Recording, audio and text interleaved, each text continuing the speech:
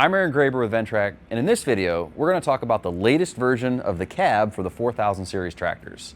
What you see behind me is the KW454, which as it stands is the current version of the cab. We've had a few different cabs over the years, and this is the latest one that we've built.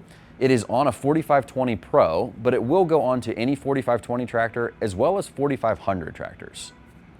Cabs are actually an interesting topic because it's not something that every OEM even builds for their own machine, but we do build our own cab, and it's because of a reason that I've talked about before in previous videos.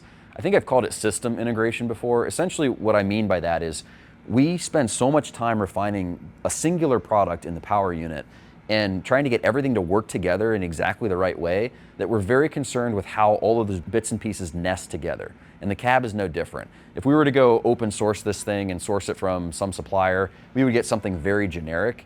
And now that we're a few versions into this, with the KW454 being the latest version, we feel like we're at a point where the refinement really matches the tractor and provides us all of the features and functionality that we're looking for. We're going to give a full walk around of the features on this new cab, but before we do that, I want to give my elevator pitch for a cab on a Ventrac. Obviously, if you're working in the winter, it's going to be cold, it's going to be miserable, and I can promise you this, no one hates being cold more than me. It is my least favorite thing in the world. And I love our cab for that reason, because I can go out into pretty much any winter condition and I can work inside this cab all day long and not experience the fatigue or the drain and get sick and tired of working. I can just go get the job done. That's really the point of this cab, is to make it so seamless to use that it keeps your operators comfortable, it keeps them productive, and also from a usability standpoint, you have the service and support that you're used to with Ventrac. I see Ventrac printed here on the glass. I look at all of the individual parts that we manufacture ourselves, and I know that when you're using this cab as a professional and you need service parts, you need support into the future, we're going to be standing behind that cab making that possible. All right, let's walk around this cab and take a look at all of the features. At the front of the cab, the profile is basically the same as the previous version. You have about the same size window and the visibility is pretty much the same out the front. The difference in this front window, and we'll address this a little bit more when we get inside the cab, is that it actually hinges out for venting purposes. So that's a nice way to control the environment on the inside. The other main highlight I want to give on the front side here is the updated louver system on the corners. So because we're an articulated design, we have to have this flexible and visible system to be able to trap the heat inside the cab, but also move around the tractor as it turns and pivots. And what we've done with this latest version is to make this system much more robust. It tightens those air gaps, it closes the front of the machine off a lot tighter and keeps that heat inside the cab. Again, we're talking about comfort improvements, and that was one of the main things that we did to improve the heat retention of the cab. Elsewhere on the front, you're going to notice that basically all of the features are the same. You have the same windshield washer system, the same wiper, the same headlights, and then we're going to go over to the side here, and this is where it starts to look a little bit different.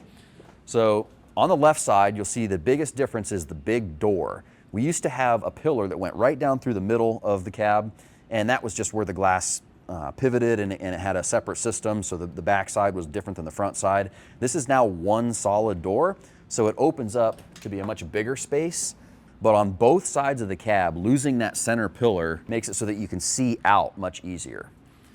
Right here, you'll notice the mirrors on the left and right side. These are now standard on this cab. That was something that was a kit previously, but nearly everybody got them, so these are now standard.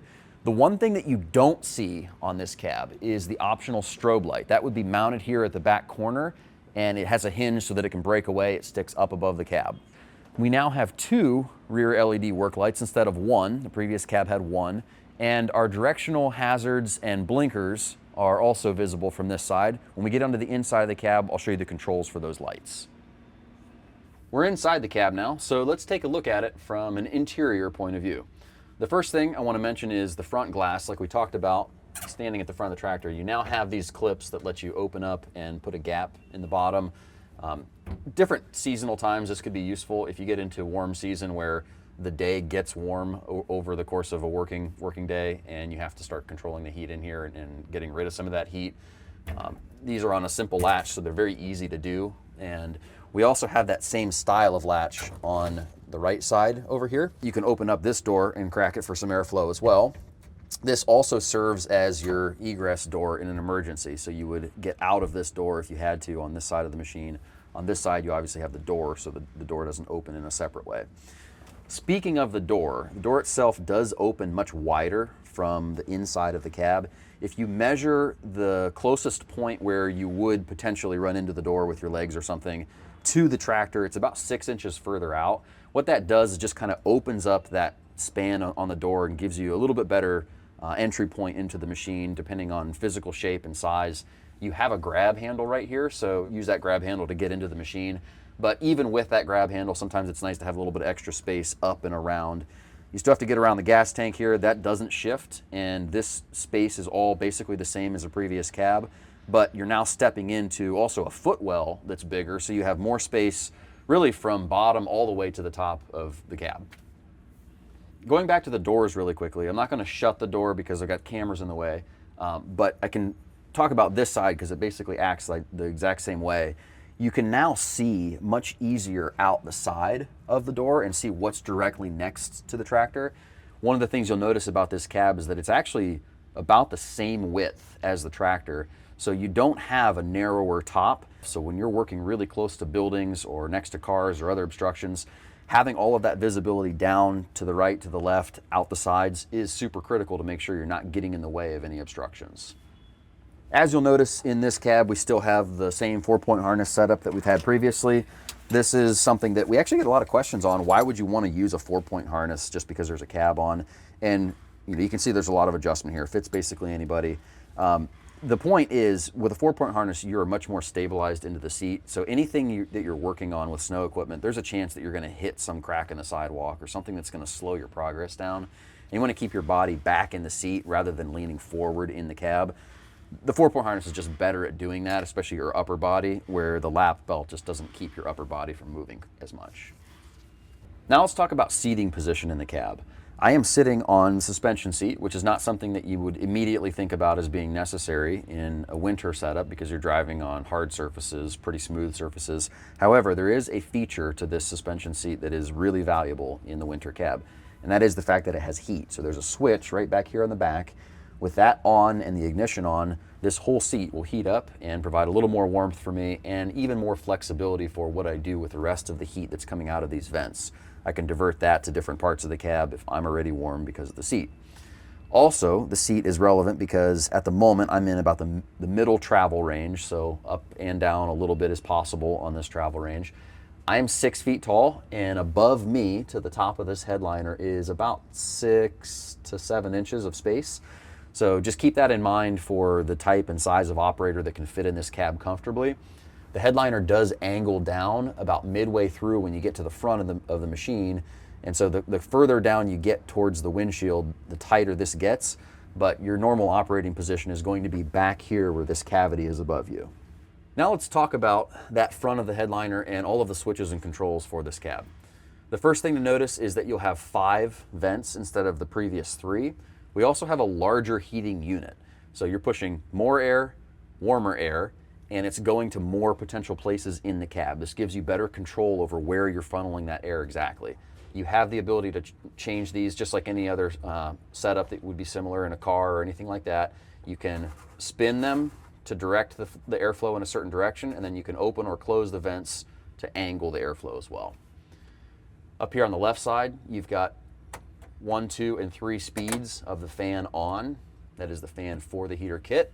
Over here on the right side, you have your thermostat, so all the way from cool to warm.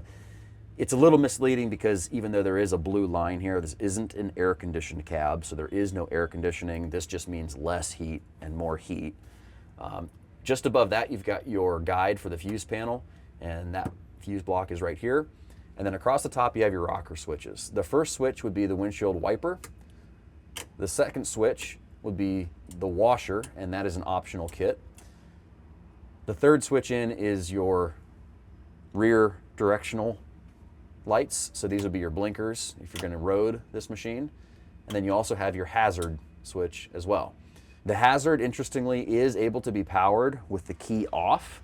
You might find that useful if you are in a situation where you need the machine to be not running, but you also want it to be hazards on for visibility's sake or safety's sake.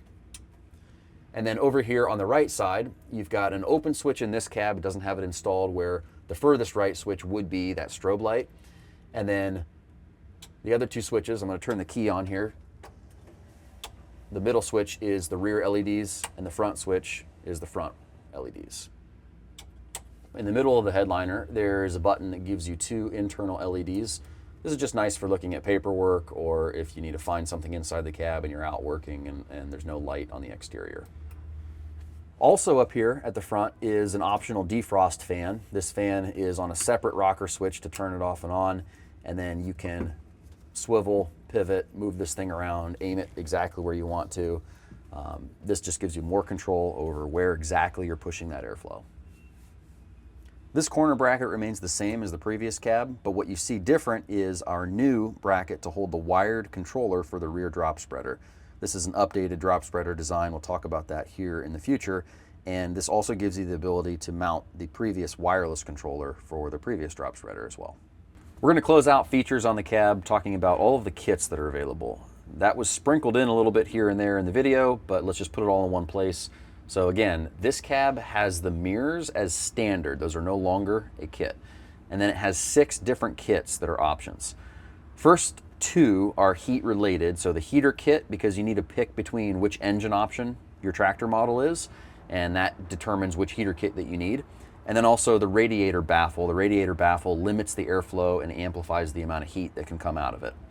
The final 4 kits are the defrost fan, the windshield washer kit, and then 2 lighting options, the strobe light and the rear hazards and directionals.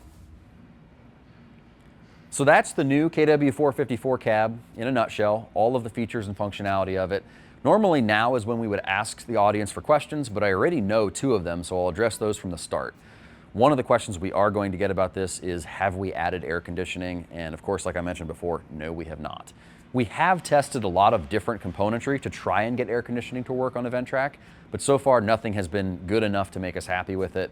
And you're just not gonna find us launching something that we're not 100% in on as far as performance goes. The second question on this cab is going to be about compatibility. Everybody always wants to know, how far back does something go?